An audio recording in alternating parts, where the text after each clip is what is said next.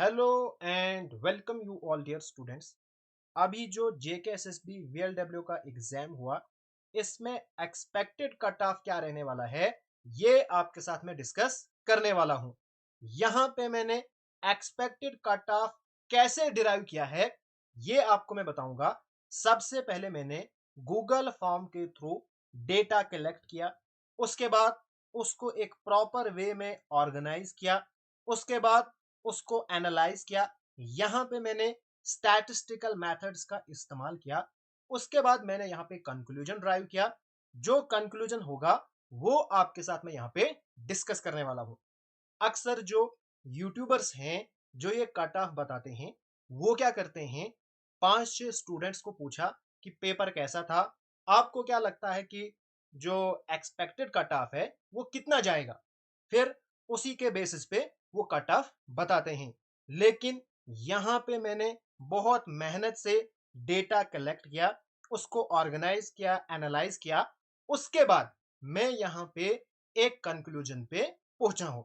यहां पे मैं एक रिक्वेस्ट करूंगा आपसे, प्लीज इस वीडियो को लाइक एंड शेयर जरूर कीजिएगा। बहुत हार्डवर्क के बाद मैं आपको ये एक्सपेक्टेड कट ऑफ बता रहा हूं, वरना मैं भी टेलीग्राम पे पोल कर देता, उसके बाद आपको कट ऑफ बता देता।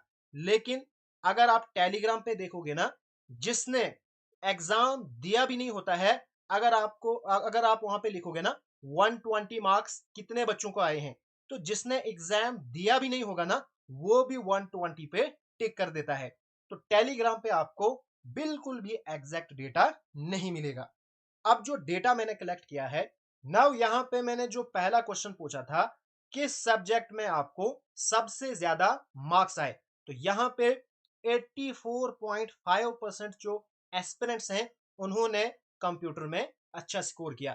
तो यहां पे एक चीज पता चलती है, जिसका कंप्यूटर खराब हुआ है वो पहले ही आउट ऑफ मेरिट लिस्ट चला जाएगा, उसका कोई भी स्कोप नहीं है। बिकॉज जो कंप्यूटर था सबसे ज्यादा इजी आया था, ठीक है। एक दो क्वेश्चन थे कुछ, लेकिन ओवरऑल कंप्यूटर बहुत इजी था। जिस तरह का कंप्यूटर के ऊपर क्वेश्चन आते थे, वो इस जो एग्जाम है इसमें नहीं पूछे गए थे। एंड जो कंप्यूटर है, यहां से हम जो एक्सपेक्टेड कट ऑफ है वो भी नहीं बता सकते हैं। बिकॉज 84.5% अगर बच्चे हैं, तो यहां से आपको कट ऑफ नहीं पता चलेगा। उसके बाद जो अच्छा हुआ है वो रीजनिंग थोड़ी अच्छी हुई है। उसके बाद जो मैंने दूसरा क्वेश्चन पूछा था कि किस सब्जेक्ट में आपको सबसे कम स्कोर आया, तो यहां पे अगर हम देखेंगे मैथमेटिक्स में 61.4% जो एस्पिरेंट्स हैं उन्होंने मैथमेटिक्स में कम स्कोर किया। तो मैथमेटिक्स जिसका अच्छा हुआ, समझो उसकी जो सिलेक्शन है 90% ऑलमोस्ट कंफर्म है, ठीक है।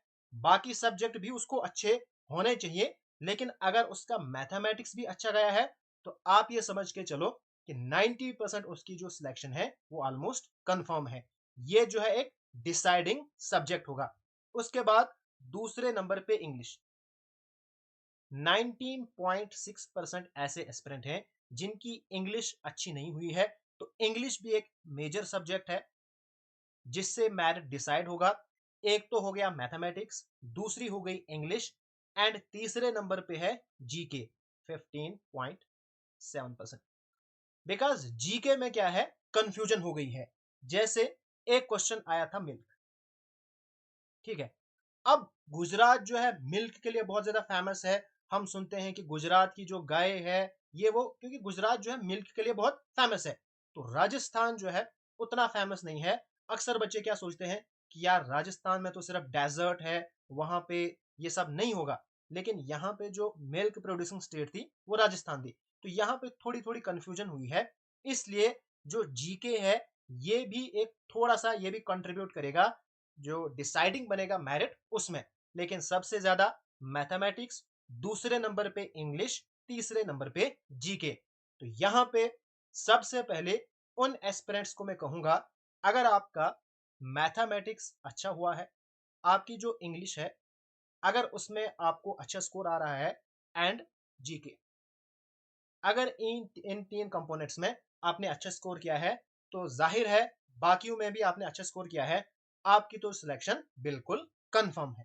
ठीक है, अब जिसका मैथमेटिक्स अच्छा नहीं हुआ है, यानी 50-50 हुआ है, टोटल अगर 18 क्वेश्चन थे, 18 में अगर उसको 9 से 10 बन रहे हैं, तब भी वो लाइन के अंदर है। ऐसा नहीं कि वो बिल्कुल लाइन से बाहर है।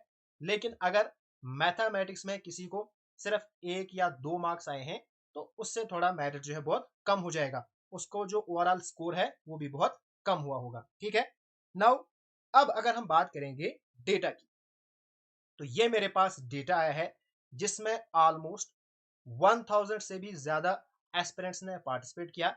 इसमें उन्होंने अपने मार्क्स बताए, यहां पे मैंने लिखे मार्क्स ऑब्टेन्ड।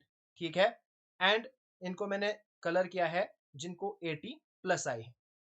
ठीक है, और ये हमारे पास है नंबर ऑफ स्टूडेंट्स, जैसे 75 मार्क्स ये आए हैं 51 स्टूडेंट्स को। जो मैंने सैंपल लिया है उसकी मैं यहाँ पे बात कर रहा हूँ। ठीक है, उसके बाद यहाँ पे हमारे पास दूसरी स्लाइड है, हाईएस्ट इस स्लाइड में है 90। उसके बाद आगे यहाँ पे 91 है। ठीक है, उसके बाद आगे यहाँ पे मैंने लिया है तो 92 यहाँ पे हाईएस्ट है। उसके बाद यहाँ पे 96 हाईएस्ट है। उसके बाद यहाँ पे हमारे पास 80s में यानी 89 ये हमारे पास हाईएस्ट है। उसके बाद फर्दर यहाँ पे हमारे पास 97 हाईएस्ट है, एंड यहाँ पे 99 दो एस्पिरेंट्स को आए हैं, 101 दो एस्पिरेंट्स को आए हैं।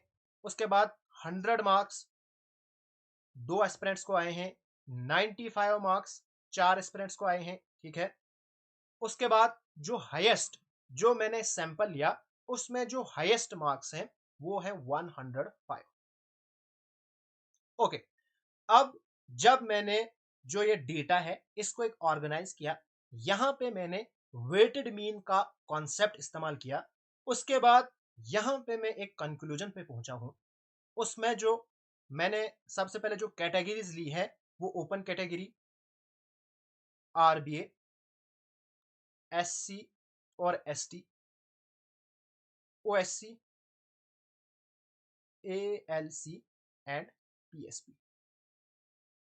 ये जो बाकी कैटेगरीज है ना ओपन के अलावा, इनका मैंने कंपेयर किया है जो प्रीवियस एग्जाम हुए हैं, जैसे जेकेपीएसआई हो गया, जेई हो गया, उनमें और ओपन में कितना फर्क रहता है ऑन एन एवरेज। तो मैंने एक अंदाजा लगाया है, उसी हिसाब से बाकी जो कैटेगरीज हैं उनका मैंने यहाँ पे कट ऑफ बनाया है। ठीक है, नव अगर हम बात करेंगे यहाँ पे ओपन कैटेगरी की, तो जो मैंने डेटा कलेक्ट किया है इस हिसाब से 90 के अराउंड में एक्सपेक्टेड कट ऑफ रहेगा। -2 भी यहां पे रहेगा, -2 पीछे भी जा सकता है, और +3 यानी -2 +3, लेकिन 90 के अराउंड ही कट ऑफ रहने वाला है ओपन कैटेगरी का। जब बच्चों का पहले पेपर हुआ था ना, जो आंसर की से पहले की अगर मैं बात करूंगा ना, तो उस टाइम पे बच्चे ये कह रहे थे कि 100 प्लस ही कट ऑफ रहेगा, और कुछ तो ऐसे कह रहे थे कि 105 प्लस ही कट ऑफ रहेगा।